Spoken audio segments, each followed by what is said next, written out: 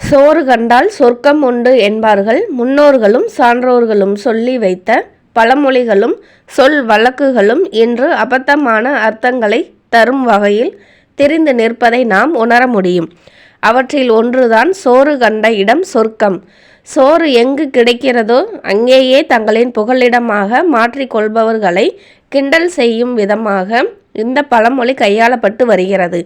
உண்மையில் சோறு கண்டால் சொர்க்கம் என்பதே பழமொழியின் சரியான வாக்கியம். அதாவது ஐப்பசி பௌர்ணமி அன்று சிவலிங்கத்திற்கு அன்னாபிஷேகம் செய்யப்படும். அதில் உள்ள ஒவ்வொரு பருக்கை அன்னமும் ஒவ்வொரு சிவலிங்கமாக கருதப்படும். எனவே அன்றைய தினம் சிவலிங்க தரிசனம் செய்பவர்கள் கோடி சிவலிங்கத்தை தரிசனம் செய்ததற்கான பலனை பெறுவார்கள். மேலும் அன்னாபிஷேக தரிசனத்தை காண்பவர்களுக்கு மோட்சம், பிறப்பில்லா நிலை கிடைக்கும் என்பது ஐதீகம். இதனைத்தான் சோறு கண்டால் சொர்க்கம் என்று முன்னோர்கள் சொல்லி வைத்தார்கள்.